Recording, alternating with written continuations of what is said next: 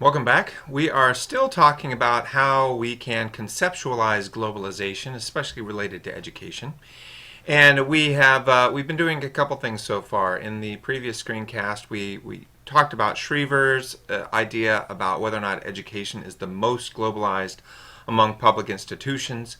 We talked about the uniform worldwide educational expansion. That was one of the ways that globalization impacts education. And now we were working on this idea of an institutionalized model of schooling. And this is where we come across a lot of different sets of opinions.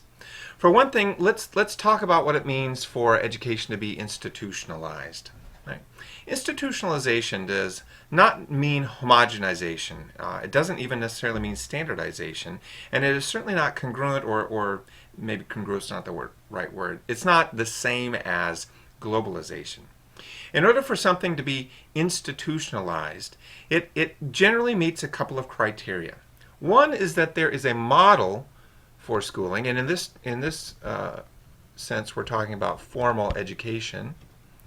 There's a model for formal education that has become legitimized.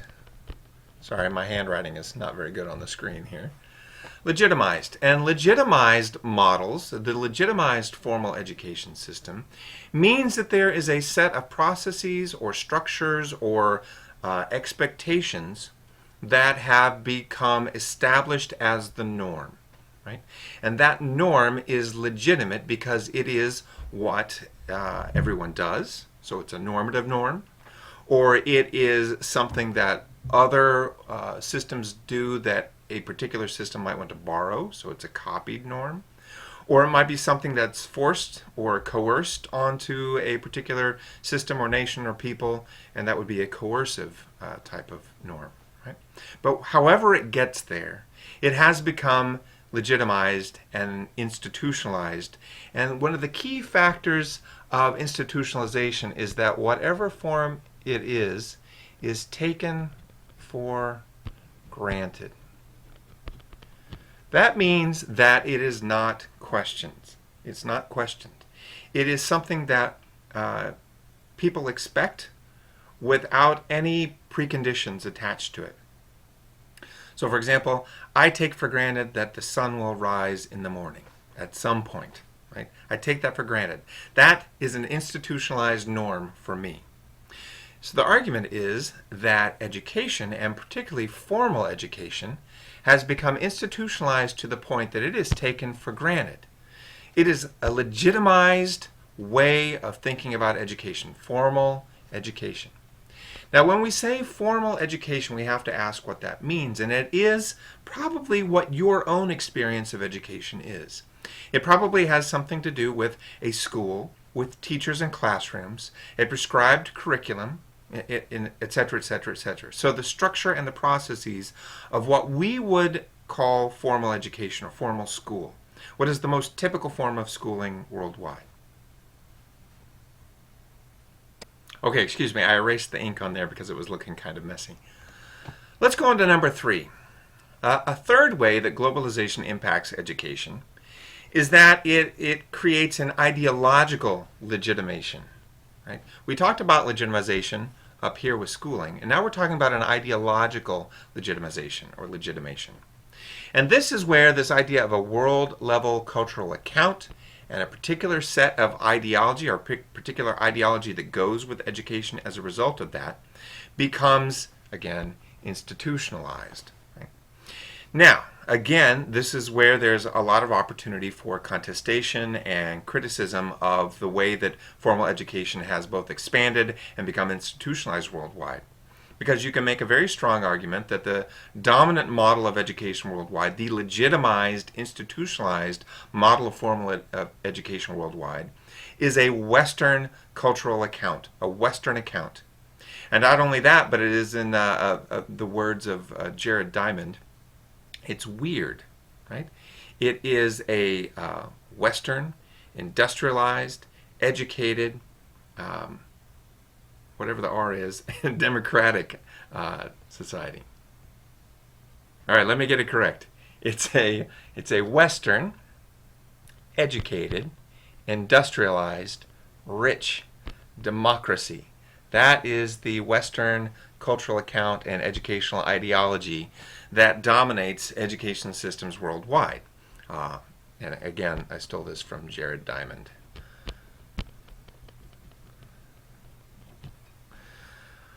Okay, next, let me erase the ink. Another way that globalization impacts education is that there's a global communication infrastructure around education. In other words, because there are so many shared forms of schooling and expectations about education worldwide, there is a way to communicate about education worldwide that is shared as well.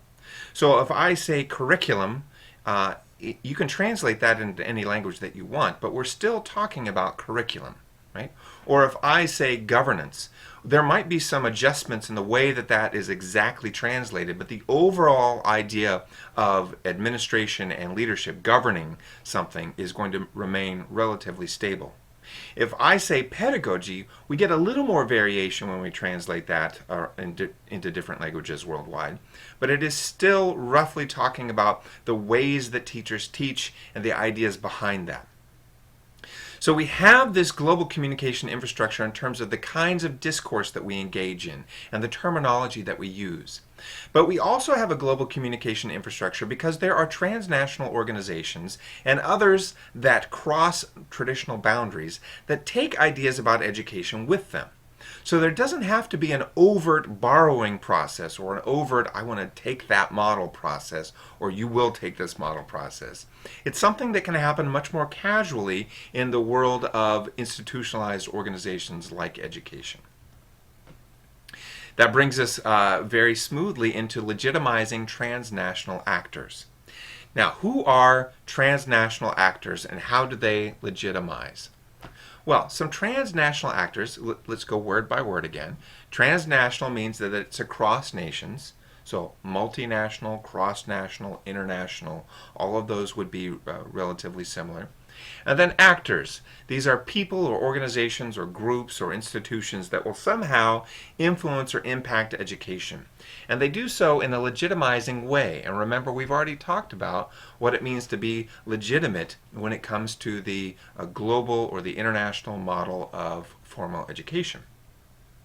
So transnational actors, very obviously, could be groups like UNESCO, United Nations Educational and Scientific Organization, and Cultural Organization, right? Or it could be the World Bank, or it could be USAID. Right? There are many different global level or world level organizations that act as transnational actors. And the ways that they influence, the ways that they expect education to be expanding or institutionalized or developed in particular systems or nations or communities will also be shared because of these legitimizing characteristics that we talked about before.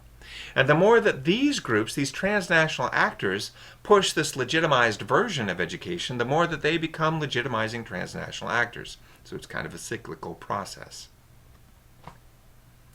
Finally, we have this idea of a global education governance community. These same transnational actors that are influencing what the institutionalized model of schooling looks like are also helping to establish a way to govern the community worldwide. And the way that this is often done is through the establishment of standards and accountability measures. Because the standards, even though they might be developed at a local level and be local standards, they will often reference global norms. So when we talk about what is the science curriculum going to look like, there is not a uniquely, really radically different idea of science in, say, for example, Ghana, than there is in Brazil or in Pennsylvania or in Canada or you name a place, right? So these ideas about what the standards are for curriculum or for school organization, the structure, or for the discourse around that, or for the process of education, the pedagogy, the ideology that goes behind that, those norms, all those ideas are also going to be tied into the standardization and the accountability. Now the accountability simply means that there's an increasing effort to keep educational systems and the people and the organizations within those systems aligned with particular goals that are laid out in the standards. And we can talk more about that as we move forward. Right. So how does globalization impact education? We have these 6 ways that we've stolen a little bit from Schriever, we've stolen a little bit from Jared Diamond, we've stolen a little bit from David Baker, and from many other places to get to where we are here. But these are essentially the 6 ways that we can talk about it. There's certainly more, but these are the ones that I wanted to focus on for this class. Now, if we were to peel that back a little bit and just talk about, all right, what is globalization's impact on educational decision making? Well, there are a couple of key components that I want us to consider. One is the increased availability of internationally comparative educational information. That is really important. Right? The idea that we have more and more information available to us about education worldwide is one of the ways that educational decision making is impacted as a result of globalization. So I'll give you an example. If I want to know what the enrollment statistics are for Malawi, which is a nation in sub-Saharan Africa, I can find that out. All I have to do is go to the UNESCO website or look at one of the recent UNESCO publications. It will give me enrollment information for Malawi. It will give me per pupil expenditure. It will give me other information about boys versus girls enrollment, how many teachers per student. All this sort of basic information about education is available. If I just want to know about socioeconomic distinctions between people who are going to school, I can look at international data from international surveys that talks about what a parent's highest level of education is, what the standard income for parents is or a household, how many books or computers or other resources are available in households. I can look at that for just about any nation that I want to if I pool different internationally comparative educational databases. With all of this internationally comparative educational information available, it becomes increasingly difficult to make educational decisions without looking at it within that broader context. Okay? So just like I wouldn't make a decision about the education for my local community without considering what, in the United States, what the state educational system was requiring and what the national educational system standards were. Right? I wouldn't do that, or I wouldn't be able to do that because the national standards and the state requirements would be pushing in on what my local decisions could be in terms of what resources I had available to me, in terms of what the parameters were for the standards that I was trying to make, etc., etc. Right? So the more data we have available, the more internationally comparative educational information we have available, the more that globalization impacts educational decision making. The next one is raised stakes for educational production and nation-state building. So as we have this internationally comparative data available, the urge to compare, right, becomes increasingly important.